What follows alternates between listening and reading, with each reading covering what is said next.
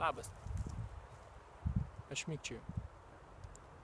Retkarčiais yra lengviau, retkarčiais yra sunkiau, bet visa šitai lydi visą mano gyvenimą. Ir šiandieną filmuoju šitą video sau, nes yra milžiniškas iššūkis.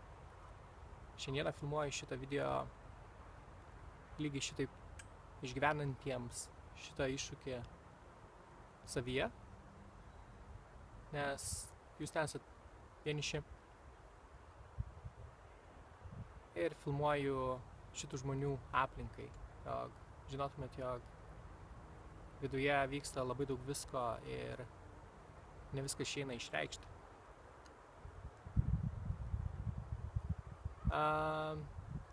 Nuo vaikystės visi šitie atsirado manyje ir išgyvenau labai sunkiai. Buvo labai sunku išreikšti save, rodyti jausmus aplinkiniams, artimiesiems. Su laiku lengvėjo, bet labai daug liko. Labai sunku, kada nori išreikšti mintis, bet neišeina žodžiais, nes užsikerti. Imi mąstyti apie raides, apie žodžius, apie sakinius, mėginti juos sumiksuoti, jog išeitų normaliau atsakyti. Yra milžiniškas įdirbis. Iš tikro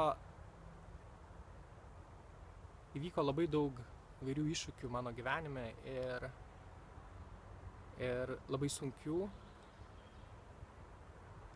bet su visu tuo užaugo ir jėga, vidinė jėga nepasiduoti, vidinė jėga šokti į įvairias iniciatyvas, jas įgyvendinti, inicijuoti. Atsirado noras judėti. Nesakau, jog visa šitai yra visą laiką. Yra ir labai sunkių momentų, kada nesinori nieko daryti. Ir ateina vidinis šaltis. Bet visa šitai yra laikina. Ir šiandieną manyje yra ramybė. Ramybė, jog aš esu unikalus ir visi jūs esate irgi unikalūs su savais vidiniais iššūkiais. Ir aš asmeninio savo iššūkio, jog aš mikčioju, aš nesureikšminu. Visa šitai yra mano varomoji jėga. Aš džiaugiuosi, jog yra šita jėga judėti. Jėga nepasiduoti, jėga įjungti ir aplinkinius žmonės. Nėra lengva. Gyvenime yra visko.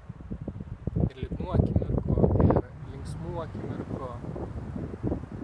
Bet gyvenimas yra nuostabus.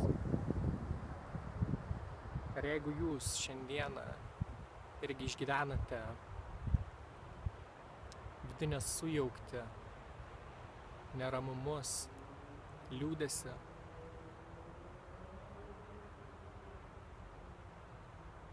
siūlau irgi mėginti surasti vidinę ramybę, o vėliau viskas ateis natūraliai.